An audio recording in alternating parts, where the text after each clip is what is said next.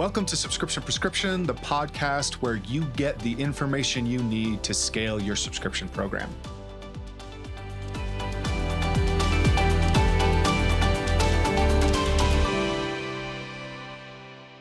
Hello, everyone, and welcome to another dose of Subscription Prescription, the podcast where we help you figure out everything related to D2C subscriptions. I'm your host, Matthew Holman, and I'm excited to be joined today by Shaan Arora, one of the founders of Alia. Shaan, thanks for coming on the show. Thank you for having me. Absolutely. So I'm really excited to have a chat. We met a little over a year ago at Shop Talk. Alia is kind of one of my favorite new tools in the market. We have several clients using it. I think one of the most important things for people to understand when you're working with subscriptions and trying to get people to subscribe is you have to understand that, that subscriber a little bit better, be able to collect some zero-party data, but also try to build out experiences based off of like who they are and what they're looking for from your product. So I'd love to hear from you, Shaan. What is Alia? What is it makes it a little bit different from your typical pop-ups? Yeah, totally. Thanks for the super kind intro there. So at Alia, right, we've chosen to be very specific and very niche as a company. We've chosen to just do pop-ups and be exceptional at that one thing, right? While Klaviyo, Post, Retentive, like they're all great. Pop-ups is one of the things they do, while at Alia, that's all we do, right? So every feature we release, every support we have for our clients, the templates we create, right? It's all focused on that one very, very specific thing, which is, hey, this is your pop-up. How do we make it better? How do we increase opt-in rates? How do we increase revenue driving from your pop-up? Yeah, I love that. I'm in a Slack channel with one of our clients and your team, and there's a ton of hands-on work. Testing opt-in rates, conversions, and end of use conversions for like what people are buying on the website. So you guys are doing an incredible job. One of the things that really impressed me right away that kind of just blew my mind with how I look at subscriptions maybe a little bit differently from some people is like this idea that we're going to be able to collect more information, incentivize people to kind of like learn more, but also be able to collect more things. So I'd love to hear from you about like explaining like kind of like how that's working and what are some of the different experiences you're driving with Alia. Because I will say, sometimes when people see it right away, they think it's a quiz, as in like, hey, is this like Digio or Okendo? It's like, no. This is a pop-up that we're gathering this information, not a quiz. And there is a big difference. 100%. Yeah, no, it's a super good point, right? And the idea being like, hey, if you actually start your pop-up off by asking a question, you actually see higher opt-in rates, which I know for some people might sound counterintuitive, but we work with over 1,000 clients, have had about 100 million people just in the past month view our pop-ups on our brand site. So we have a ton of data, and it tells us that when you start your pop-up off by asking a question, let's say that question is, who are you shopping for today? Right? Let's say you're a gifting company, say, are you shopping for yourself or someone else? It's like myself, someone else. A question like that actually increases opt-in rates when compared to just an email field where it's like, here's 10% off, enter your email. Asking a question before you ask for email sees a higher opt-in rate, and it's been shown time and time again from our clients. So super interesting, right? And that's the first place where you can gather zero-party data is right there. Ask the question, get some data, and then they enter email and SMS. Then you can actually give them a higher reward for answering more questions too, and that all lives inside of the pop-up. The flow would be, right? I'm shopping for myself. I enter my email, my SMS, that takes about 30 seconds. And then I would get my 10% off.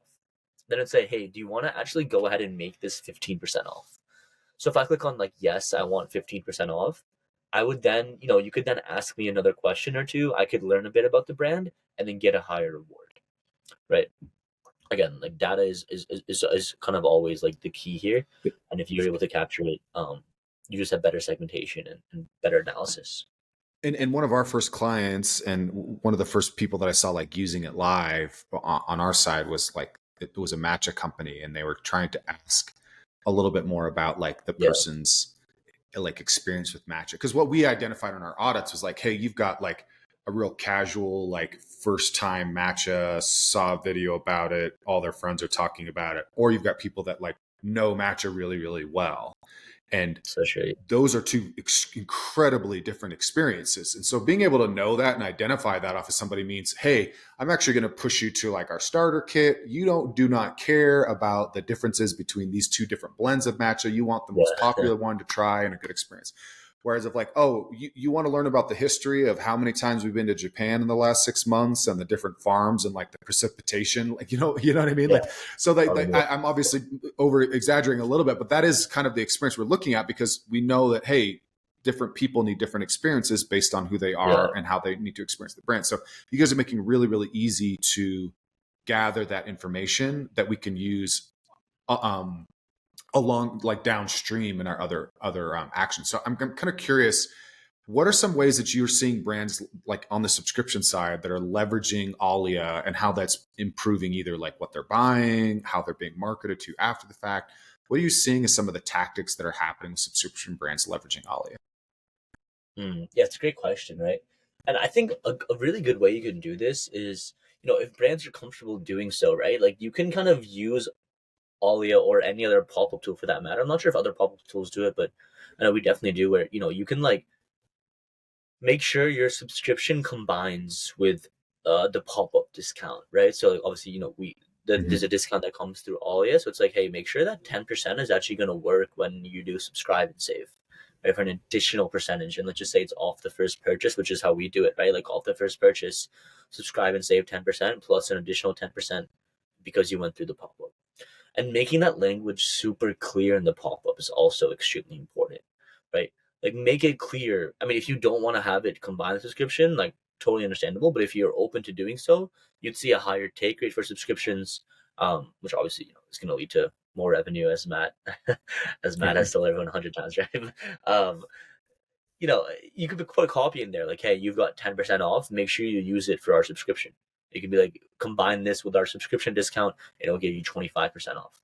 So putting that kind of copy in there is super interesting, and you can see some uplift in subscription intake um, when it's like, hey, combine it for a higher discount. Yeah, no, that's a really important question, and that's a discussion we were having recently with like this idea of the language of you could have up to 20% off versus here's 10% off on anything, and you can stack that with a subscription discount. So it is important to kind of like understand that. I'm curious though, like with like say like, because I know you guys have like a lot of coffee brands, like you have a lot of like different other supplement companies like using it. Are you seeing other brands that are like say, hey, we want to tag somebody based on the responses to some of these questions, so we know what to hit them with email marketing later, or maybe or anything like that you're seeing happen? Yeah, for sure. That's a huge use case of like collecting that third party data. Is like, hey, you can even ask a question like, Nike's one of our customers. Yeah, our brands like on Nike's strength, and they ask like, what are you shopping for today? So options are like apparel, dumbbells, like you know, um, home gym equipment, right? And those are like three, to be honest, three very different Right. uh categories of people, right? Like some people might want an entire home gym, whereas some people just want like a new dumbbell, whereas some people want like new leggings. It's like very different people. So like by using that, they then go ahead and use that messaging to send different emails, right? If I answer I want apparel, maybe you send me stuff on apparel for my welcome sequence. And if I say I want a new home gym, like okay, maybe you send me information about how to make an amazing home gym. Um, so yeah, like segmentation in emails is so huge. And then the other cool thing, along with obviously like the targeted segmentation, is like at a macro level, you can take a look and be like, hey, like Right. 65% of my audience actually wants apparel. Like, interesting. Maybe I take that data and I then make different marketing decisions because I know that most people that come to my site um, and engage with the pop up are here for apparel. Like, maybe I should have apparel more prominent in my ads or SEO or whatever it might be because people really care about that. Yeah, that's a great point. I mean, the example, there's two really common use cases I like to call out. The first one being like protein powder, because Yeah. people have a lot of different use cases associated with that, whether you're trying to bulk up and gain muscle, whether you're using it as a meal supplement, whether you're using it to like try to like give your muscles more fuel for like long distance training. Like those three different use cases, if you know why somebody's buying the protein powder, you actually can change like the copy on the product page, right? You can change like some of that website experience. And then the other thing too, I think, is like we talk about this a lot with like post purchase surveys, like say like no commerce or something, but it's like I'd love to get more aspirational information out of people, right? Yeah, So like say you're selling a weight loss supplement. Like are you buying the weight loss supplement because of like self-confidence, because you're like newly single, because of your health? Like what are the like reasons you're hoping that this is going to work for you? Because when the subscription renewal time comes, that's the emotional lever I'm going to want to play on, right? Like if this is like, hey, so you're true. newly Yeah, single, you're trying to lose weight, then hey, like that's going to be in your upcoming billing reminder language, as opposed to say just so true. Yeah. generally like losing weight stuff. So can you think of any like interesting examples you're seeing like from the Alia customer base where people are maybe leveraging some of that information, like what, whether directed to what I just asked exactly or not, but how are people, the information you're gathering up front, how that's being used downstream in other ways than what you've mentioned already? Yeah, 100%. And I think one really interesting one that we've seen, since we're kind of talking about matcha, I'll give this example too, right? Like Firebelly Tea, which is one of the Shopify president's store. So he started a company called Firebelly Tea, and they've been using Alia for a while now, which is super cool. And they asked a question like, "Hey, what do you care? Like, what are you the most interested in?" The options were like matcha, green tea, the different kinds of tea, right, or like coffee, right? So there's a couple options there, and the folks who said matcha, when they released a new batch, like I think it was like 3 months later, they actually sent like a whole new flow of like what they released and like the benefits of matcha when they released that new batch to those customers who answered that Interesting. question 3 months earlier. Right. So like I Interesting. mean that data doesn't go anywhere. Like it lives inside Right. Klaviyo. So like if I'm still I mean if I haven't unsubscribed and I'm still in the email, like why don't you send me an email telling me like, hey, you love matcha so much. Look, we just released this new one from this very specific place, Mm-hmm. and it's super cool XYZ, and like maybe that'll reinterest me in becoming a customer again. No, that's really fascinating, and yeah, I love that. That's a great example. I'm curious, like with Alia, what kind of data are you guys tracking? Like, obviously, there's the opt-in rates. Like, do you guys Yeah. pay attention to like conversion rates of people that take the Alia quiz or not? Like Mhm. AOV of those types of things. Like, is that numbers that you guys are tracking? Yeah, we do, and we think it's really important to track those. And those are often not tracked as well in like other providers, simply because again, like it's not really their focus. But when it comes to pop-ups, like hey, like are we making more money incrementally? Plus, is our AOV going up? Plus, are we driving like higher conversions when people go through our pop-up? Are all really important questions to be asking. Like opt-in rate is one thing, right? Like obviously everyone wants to have a great Right. opt-in rate, but it's like what comes downstream from that? Like how does that affect AOV? How does that affect conversion rate? How does that affect on-site CVR as well as like your pop-up CVR?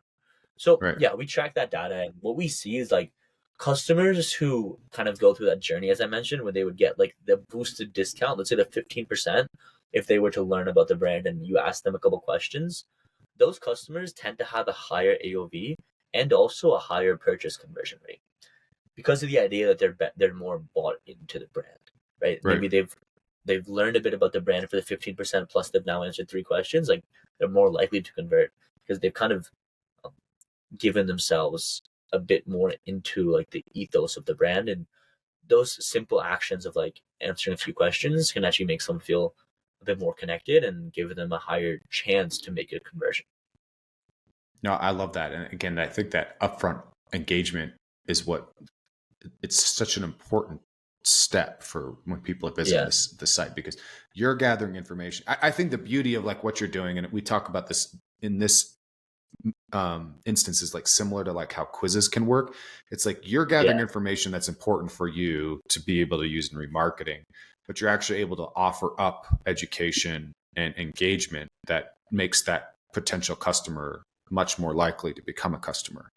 I'm kind of curious, like just from like a general standpoint, like where did the inspiration come to start it, and then where are you guys going, or what else are you guys kind of building out along to make Ollie even more impactful?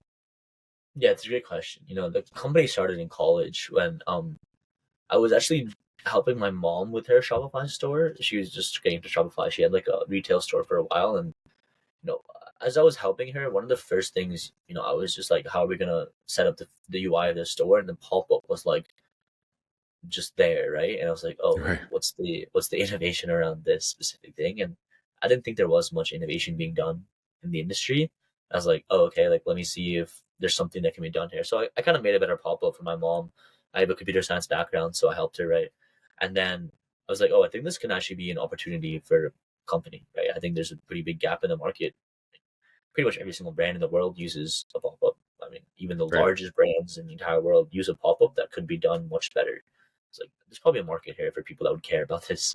So yeah, that's kind of how it started, and then it's just kind of snowballed into where we are today, which is 1,000 brands working with a bunch of cool ones. And kind of where we're going, right, is like we want to stay a pop up tool.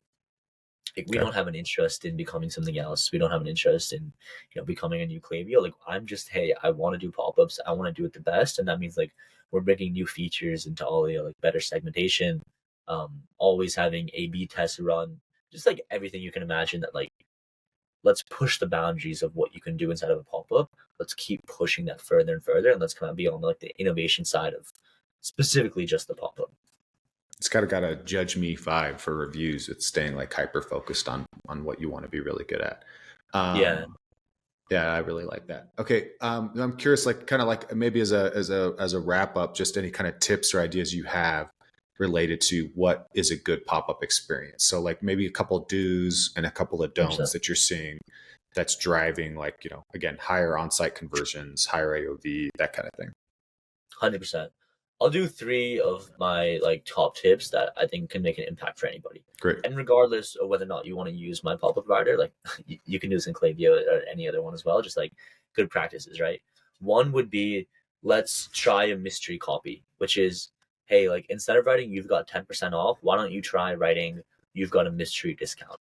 Um, Oftentimes that might work better where it's like, hey, you've got a mystery discount because as a customer it could be 50%. Again, obviously I'll found it as 10%, but like yeah, I have no clue. So that works for some brands, right? Some brands don't like that copy, totally cool, but if you're a brand with a lower AOV, try it out. um Second would be delay time. I think I get asked this question pretty often. It's pretty brand dependent, but in general 5 seconds after page load works the best. And then my Okay. third would be like test things out. And I know it's kind of hard to carve out time to test things out, and that's also why we offer an offered service, like a managed service. But um, pop up, there's a if you're below like a 8%, probably a lot of things we could be doing. You could be doing to bring that number up. So test a few things, like test different offers, test different types of coffee, I was just test. gonna ask, is it discounts usually that's making a big difference, like offering a steeper discount, or like how much is it sometimes just like changing the graphic or updating the copy Yeah, that you see be successful? totally. Like honestly, if you could have the right copy locked in, like we have some brands that give a 5% and they're seeing an 18% opt-in rate. So Jeez. like, yeah, you can. It doesn't need to be about like, oh, I'm giving the biggest discount in the world. Like, yes, you can, and if you do, you'll probably get a good opt-in rate. But if you don't want to, and you probably shouldn't give out like 50% off.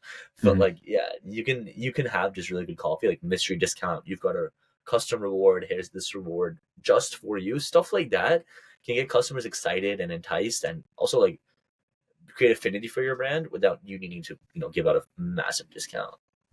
Okay, that's awesome. Okay, any last like tips or tactics you've seen working lately, or anything like common? I feel like you kind of addressed some of the common mistakes with how you're saying like delay on how it loads and stuff like that. But just kind of curious if you have anything else for the audience.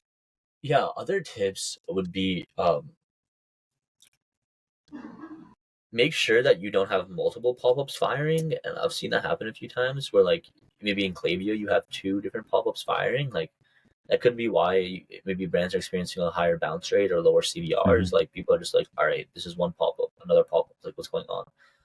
So that can be kind of hard. And then another tip I would give is um, themed pop-ups around holidays tend to work well. It's like a Mother's Day Right. pop-up could be cool. And I know we work with a ton of brands, of course. A bunch of brands did Easter pop-ups, and those tend to actually outperform evergreen pop-ups as you can imagine. So like, Hmm. if you have some bandwidth, try to come up with something good for Mother's Day if you want, or any upcoming holidays. Like, try it out because we've seen our performance. That's a great idea. Awesome. Okay, Shaan. Thank you so much for coming and talking about Alia. I know pop-ups, like you said, is something that every business is worrying about. For Yeah. anybody who's looking to like drive like a stronger pop-up experience, again, there's a lot of gamification you can build in, more zero-party data you can collect with Alia. That's why we're a fan of it. People can find you on LinkedIn, right? Yep. And then Yep. as well as in the App Store for Alia, right? Exactly. Yes. Awesome. Great. Well, thanks for coming on the show, man. Thank you for having me. I appreciate it. Absolutely. All right, everyone. That's it for this week's dose of subscription prescription. Stay tuned till next Tuesday when we'll have more information on how to scale your subscription program.